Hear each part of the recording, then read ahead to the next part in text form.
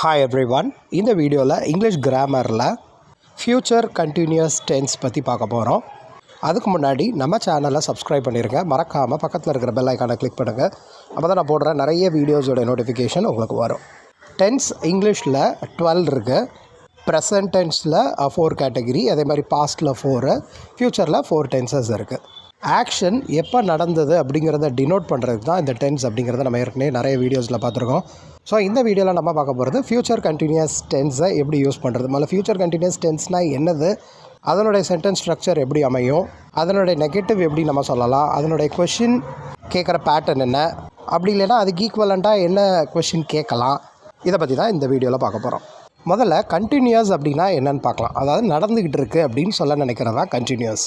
Present continuous டென்ஸை பற்றி ஒரு video நம்ம சேனல்லே நான் அப்லோட் பண்ணியிருக்கேன். அதனோட யூசேஜ் என்ன அப்படின்னா, இப்போ நடந்துகிட்டு இருக்க விஷயத்த சொல்கிறதுக்கு ப்ரெசன்ட் கண்டினியூஸ் டென்ஸ் யூஸ் பண்ணுவோம் அப்படிங்கிறத நம்ம பார்த்துருக்கோம். அதாவது ஆக்ஷன் ஹேப்பனிங் நவ், இப்போ நடந்துக்கிட்டு இருக்கிற விஷயத்த சொல்கிறதுக்கு. இப்போ அப்படின்னா ப்ரெசன்ட், ஸோ ப்ரெசன்ட் கண்டினியூஸ். அப்போ ஃப்யூச்சர் கண்டினியூஸ்னால் என்னவாக இருக்கும் நீங்களே அஸ்யூம் பண்ணிடலாம்.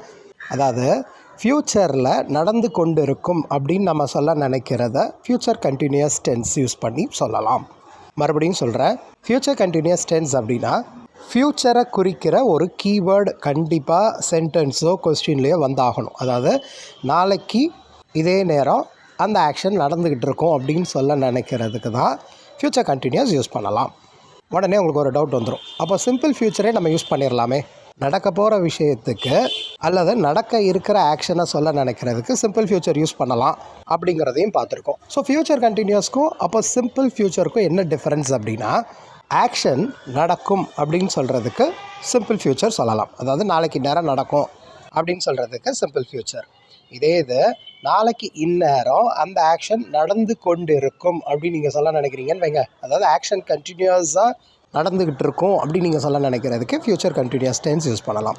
இதுக்கு எக்ஸாம்பிள்ஸ் பார்த்தோம் அப்படின்னா இன்னும் கிளியராக நமக்கு புரிய வரும். இப்போ ஒரு எக்ஸாம்பிள் பார்க்கலாம்.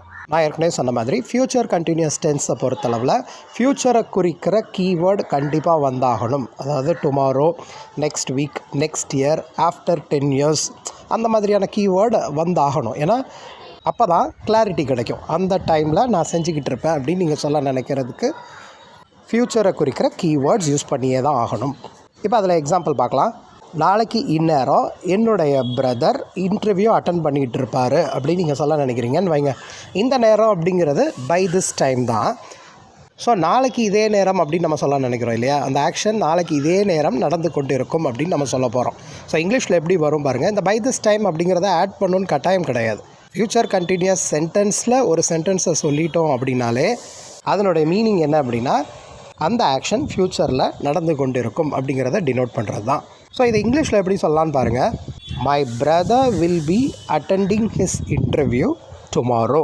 பை திஸ் டைம் அப்படின்னு சொன்னாலும் சொல்லலாம், சொல்லாமலும் இருக்கலாம். ஏன்னா இந்த சென்டென்ஸ் சொல்லிட்டாலே இதே நேரம் அப்படிங்கிறத தான் அது இன்டைரக்டாக மீன் பண்ணும். இப்போ இதனுடைய சென்டென்ஸ் ஸ்ட்ரக்சர் தெரிஞ்சிருக்கும்னு நினைக்கிறேன். பார்க்கலாம். ஃப்யூச்சர் கண்டினியூஸ் டென்ஸோட சென்டென்ஸ் ஸ்ட்ரக்சர் பாருங்கள். நவுன் அல்லது ப்ரொனவுன் வச்சு ஸ்டார்ட் பண்ணணும். ப்ரொனவுன் நமக்கு தெரியும், I, we, you, they, he, she, it, இதில் ஏதாவது ஒரு வார்த்தை அதை ஃபாலோ பண்ணி வில் பி அல்லது ஷால் பி, ஐக்கும் விக்கும் ஷால் பி யூஸ் பண்ணலாம். அப்படி உங்களுக்கு கன்ஃபியூசிங்காக இருந்தது அப்படின்னா எல்லாத்துக்குமே நீங்கள் என்ன பண்ணிடலாம், வில் பி யூஸ் பண்ணிடலாம். அதுக்கப்புறம் ஆக்ஷன் வேர்ட் கூட ஐஎன்ஜி ஆட் பண்ணணும். இதுதான் ஃப்யூச்சர் கண்டினியூஸ் டென்ஸோடைய சென்டென்ஸ் ஸ்ட்ரக்சர். சென்டென்ஸ் ஸ்ட்ரக்சர் மறுபடியும் சொல்கிறேன், கொஞ்சம் கவனிச்சிக்கோங்க. நவுன் அல்லது ப்ரொனவுன் அதை ஃபாலோ பண்ணி வில் பி பக்கத்தில் ஆக்ஷன் வேர்ட் கூட ஐஎன்ஜி ஆட் பண்ணால் போதும். இந்த ஸ்ட்ரக்சருடைய மீனிங்கே இதே நேரத்தில், அதாவது ஃப்யூச்சரில் இதே நேரத்தில் அப்படிங்கிறத மீன் பண்ணுறதுனால சென்டென்ஸில் வந்து பை திஸ் டைம் அப்படிங்கிறத சொல்லணுங்கிற கட்டாயம் கிடையாது. சொல்லணும்னு நினச்சா கூட நீங்கள் ஆட் பண்ணிக்கலாம். இப்போ அதுக்கு இன்னொரு உதாரணம் பாருங்கள். அடுத்த வாரம் இந்நேரம் நான் பஸ்ஸில் ஊருக்கு போயிட்டுருப்பேன் அப்படின்னு நீங்கள் சொல்ல நினைக்கிறீங்கன்னு வைங்க. சிம்பிளாக சொல்லலாம். ஐ வச்சு தான் ஸ்டார்ட் பண்ண போகிறோம். ஐக்கு ஷால் பி யூஸ் பண்ணிக்கலாம், வில் பியும் சொல்லலாம். பட் ப்ராம்ப்டாக நீங்கள் யூஸ் பண்ண நினைக்கிறீங்க அப்படின்னா ஷால் பி யூஸ் பண்ணிடலாம். அப்போ சென்டென்ஸ் எப்படி வரும் பாருங்கள். I shall be travelling by bus next week by this time அப்படின்னு ஆட் பண்ணிக்கலாம். அல்லது I shall be travelling by bus next week அப்படின்னு சொல்லலாம். இப்போ இன்னொரு எக்ஸாம்பிள் பார்க்கலாம். நெக்ஸ்ட் மண்டே என்னுடைய சிஸ்டர் எக்ஸாம் எழுதிக்கிட்டு இருப்பா அப்படின்னு நீங்கள் சொல்ல நினைக்கிறீங்கன்னு வைங்க. அதை இங்கிலீஷில் எப்படி சொல்லலாம் அப்படின்னா, my sister will be writing her exams next Monday அப்படின்னு சொல்லலாம். இப்போது ஃப்யூச்சர் கண்டினியூஸ்க்கும் சிம்பிள் ஃப்யூச்சருக்கும் இல்லை சின்ன டிஃப்ரென்ஸ் பாருங்கள். My sister will write her exams next Monday அப்படின்னு சொல்கிறதுக்கும் my sister will be writing her exams next Monday அப்படின்னு சொல்கிறதுக்கும் டிஃப்ரென்ஸ் இருக்குது. இப்போ சிம்பிள் ஃப்யூச்சரில் சொன்ன சென்டென்ஸ் ஸ்ட்ரக்சருக்கு என்ன அர்த்தம் அப்படின்னா, நெக்ஸ்ட் மண்டே எக்ஸாம் எழுத போகிறாங்க அப்படின்னு சொல்லியாச்சு. பட் டைம் எப்போலாம் நம்ம சொல்லலை இல்லையா. மேபி மார்னிங்காக இருக்கலாம் அல்லது ஆஃப்டர்நூனாக இருக்கலாம். ஆனால் நெக்ஸ்ட் மண்டே தான் எக்ஸாம் எழுத போகிறாங்க. பட் ஃப்யூச்சர் கண்டினியூஸ் டென்ஸில் சொன்னோம் இல்லையா, my sister will be writing her exams next Monday அப்படின்னு சொன்னோம் இல்லையா. ஸோ நான் அந்த சொன்ன டைம், இப்போ நான் இந்த ஸ்டேட்மெண்ட் சொன்ன டைம் 2 o'clock அப்படின்னா, இதே நேரத்தில் நெக்ஸ்ட் வீக் என்னோடய சிஸ்டர் எக்ஸாம் எழுதி கொண்டு இருப்பாங்க அப்படிங்கிறத மீன் பண்ணுறது தான் ஃப்யூச்சர் கண்டினியூஸ் டென்ஸ். இப்போ கிளியராக புரிஞ்சிருக்கும்னு நினைக்கிறேன். நாங்கள் நாளை ஒரு வெட்டிங் அட்டன் பண்ணிகிட்டு இருப்போம் அப்படின்னு நீங்கள் சொல்ல நினைக்கிறீங்கன்னு நான் வச்சுக்கலாம். எப்படி சென்டென்ஸ் வரும் பாருங்கள். we shall be attending a wedding the day after tomorrow அப்படின்னு சொல்லிடலாம். அதாவது சொன்ன அந்த டைம் டே ஆஃப்டர் டுமாரோவில் அந்த ஆக்ஷன் நடந்துக்கிட்டு இருக்கும் அப்படின்னு சொல்ல நினைக்கிறது தான் ஃப்யூச்சர் கண்டினியூஸ் டென்ஸ். இப்போ இதில் நெகட்டிவ் பார்க்கலாம். நெகட்டிவ் ரொம்ப சிம்பிள் தான். வில் பக்கத்தில் நாட் ஆட் பண்ணலாம் அல்லது ஓன்ட்டுன்னு சொல்லலாம். அதே மாதிரி ஷால் பக்கத்தில் நாட் சொல்லி ஷால் நாட்டுன்னு சொல்லலாம் அல்லது ஷான்ட்டுன்னு சொல்ல வேண்டியதுதான். இதுதான் நெகட்டிவ். அதாவது நாளைக்கு நான் மீட்டிங் அட்டன் பண்ணிகிட்டு இருக்க மாட்டேன் அப்படின்னு நீங்கள் சொல்ல நினைக்கிறீங்கன்னு வைங்க. ஐ won't be attending the meeting tomorrow அப்படின்னு சொல்லலாம். அல்லது ஐ shan't be attending the meeting tomorrow அப்படின்னும் சொல்லலாம். ஏன்னா ஐக்கு வில்லும் யூஸ் பண்ணலாம், ஷாலும் யூஸ் பண்ணலாம். நான் ஏற்கனவே சொன்ன டிஃப்ரென்ஸ் தான். ஐ won't attend the meeting tomorrowன்னு சொல்கிறதுக்கும் I will not be attending the meeting tomorrowன்னு சொல்கிறதுக்கும் சின்ன டிஃப்ரென்ஸ் இருக்குது. ஐ won't attend the meeting tomorrow அப்படின்னா சிம்பிள் ஃப்யூச்சர் ஸ்ட்ரக்சர். ஸோ எப்போனாலும் இருக்கலாம். ஐ won't be attending the meeting tomorrow அப்படின்னா நான் இப்போ பேச நினைக்கிறேன்ல இதே டைமில் நாளைக்கு அப்படிங்கிறத மீன் பண்ணுறதுக்கு தான் ஃப்யூச்சர் கண்டினியூஸ் டென்ஸ் நம்ம யூஸ் பண்ணுற மாதிரி இருக்கும். ஸோ இதுவுமே ரொம்ப முக்கியமான டென்ஸ் தான். எப்படி ப்ரெசன்ட் கண்டினியூஸ்க்கு நம்ம ரொம்ப இம்பார்ட்டன்ஸ் கொடுக்குறோமோ அதே மாதிரி ஃப்யூச்சர் கண்டினியூஸ் டென்ஸுமே பேசுகிறதுக்கு ரொம்பவே இம்பார்ட்டண்ட்டு. ஸோ அதிகமாக இதில் நெகட்டிவ் அமையிறதுக்கு வாய்ப்புகள் கம்மி. அமையவே அமையாதுன்னெலாம் சொல்ல முடியாது. Rare possibility of negative sentence அப்படின்னு சொல்லலாம். அதை நம்ம சொல்கிறதுக்கு சிம்பிள் ஃப்யூச்சர் நெகட்டிவ்லேயே சொல்லிடலாம். நாளைக்கு நான் எக்ஸாம் எழுதி கொண்டு இருக்க மாட்டேன் அப்படின்னு சொல்கிறத விட ஐ won't right the exam tomorrow அப்படின்னு சொல்லிடலாம். இதுதான் ஸ்போக்கனில் ரொம்ப கன்வீனியண்ட்டாக இருக்கும். அதை விட்டுட்டு I shall not be writing the exam tomorrow அப்படின்னு சொல்லணும்னு கட்டாயம் கிடையாது. சொன்னாலும் தப்பு கிடையாது. எது நமக்கு கன்வீனியண்ட்டாக இருக்கோ அதை யூஸ் பண்ணால் ரொம்ப கான்ஃபிடெண்ட்டாக நம்மளால் பண்ண முடியும்.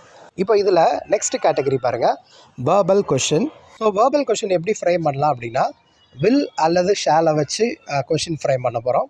அதை ஃபாலோ பண்ணி நவுன் அல்லது ப்ரொனவுன், அதுக்கப்புறம் பி, அதை ஃபாலோ பண்ணி ஆக்ஷன் வேர்ட் கூட ஐஎன்ஜி. இதுதான் ஃப்யூச்சர் கண்டினியூஸ் டென்ஸோடைய வேர்பல் கொஷின் ஸ்ட்ரக்சர். இதே இது WH கொஷின் அப்படின்னா அந்த வேர்பல் கொஷின் ஸ்ட்ரக்சருக்கு முன்னாடி WH கொஷின் வேர்டை மட்டும் ஆட் பண்ணால் போதும். கொஷின் ஸ்ட்ரக்சர் மாறக்கூடாது. மறுபடியும் சொல்கிறேன், வேர்பல் கொஷின் அப்படின்னா எஸ் ஆர் நோ கொஷின் அப்படின்னு சொல்லுவாங்க. ஏன்னா இதனுடைய ஆன்சர் ஒன்று எஸ்ஸாக இருக்கும் அல்லது நோவாக தான் இருக்கும். ஸோ வில் அல்லது ஷாலை வச்சு கொஷின் கேட்குற மாதிரி இருக்கும். ஃபாலோ பண்ணி நவுன் அல்லது ப்ரொனவுன், அதுக்கப்புறம் பி ஃபாலோ பண்ணி ஆக்ஷன் வேர்ட் கூட ஐஎன்ஜி. இதுதான் கொஷின் ஸ்ட்ரக்சர்.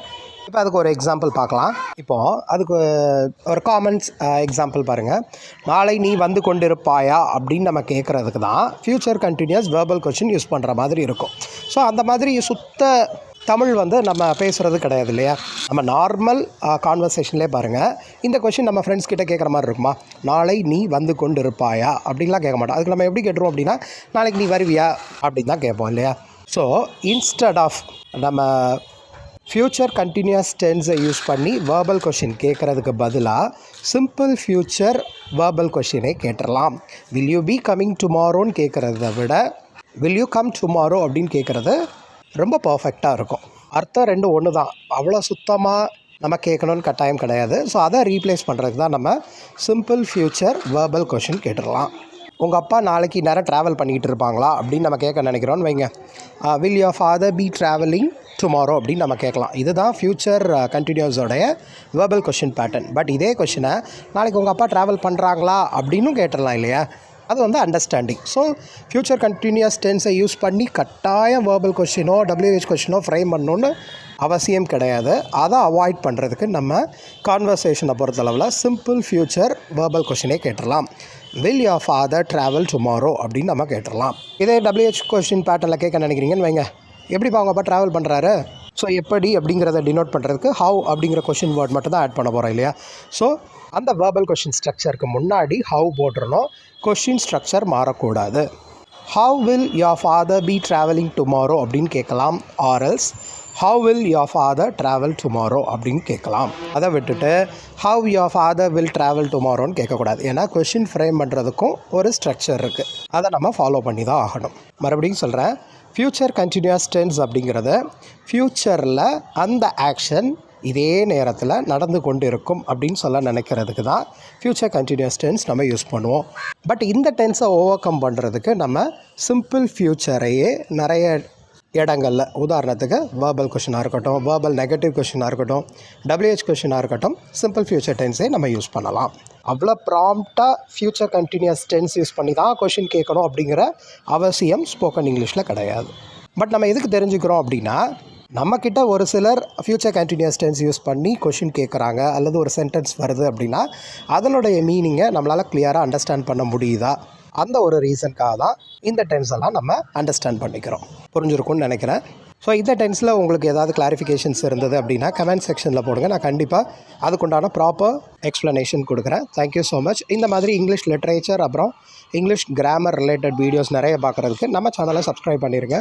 மறக்காமல் பக்கத்தில் இருக்கிற பெல் ஐக்கானை கிளிக் பண்ணுங்கள். அப்போ தான் நான் போடுற நிறைய வீடியோஸோடைய நோட்டிஃபிகேஷன் உங்களுக்கு வரும். தேங்க்யூ.